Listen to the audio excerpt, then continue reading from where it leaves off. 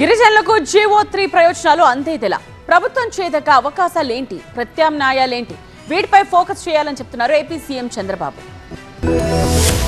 AP సచివాలయంలో గిరిజన సంక్షేమంపై సీఎం చంద్రబాబు సమీక్ష నిర్వహించారు. గిరిజన సంఘాలతో త్వరలో చర్చలు నిర్వహించాలని అధికారులను ఆదేశించారు. జీవో నెంబర్ 3 ప్రయోజనాలు దక్కేలా ప్రత్యామ్నాయాలపై కసరత్తు చేయాలన్నారు. ప్రభుత్వం గిరిజన హక్కులకు తొలి ప్రాధాన్యమిస్తుందన్న సీఎం ఎలాంటి ఆందోళన అవసరం లేదన్నారు. జీవో 3ని గత ప్రభుత్వం పరిరక్షించుకోలేకపోయిందన్నారు. అల్లూరి సీతారామరాజు జిల్లాను జోన్ 1 లోకి చేర్చాలని సీఎం ఆదేశించారు. పోలవరం జిల్లాను జోన్ 2 లోకి చేర్చాలని అధికారులకు సూచించారు. బాక్సైట్ పై గిరిజనులు ఆందోళన చెందవద్దన్న సీఎం ఎవరి ట్రాప్ లోనూ పడొద్దన్నారు. 1/70 అమలుపై ఎలాంటి అనుమానాలు అవసరం లేదన్నారు సీఎం చంద్రబాబు. గిరిజనులకు సంబంధించిన జీవో నెంబర్ 3ను అమలు చేయాలని గిరిజన సంఘాలు కోరుతున్నాయి. పోడు భూములు, గిరిజనులు సాగు చేస్తున్న భూములకు పట్టాలు మంజూరు చేయాలని కోరుతున్నాయి. నాన్ షెడ్యూల్డ్ గ్రామాలను షెడ్యూల్డ్ గ్రామాలుగా మార్చాలంటున్నాయి. సవర భాష వాలంటీర్లకు గౌరవవేతనం పెంచాలని గిరిజన సంఘాల నాయకులు కోరుతున్నారు. కొండశిఖర గ్రామాలకు రహదారులు మంజూరు చేయాలంటున్నారు. ఆదివాసీలపై ఫారెస్ట్ అధికారుల దౌర్జన్యం చేయకుండా చూడాలంటున్నారు. గిరిజన విద్యార్థులకు పౌష్టికాహారాన్ని అందించి గిరిజన విద్యార్థుల మరణాలు అరికట్టాలన్నారు.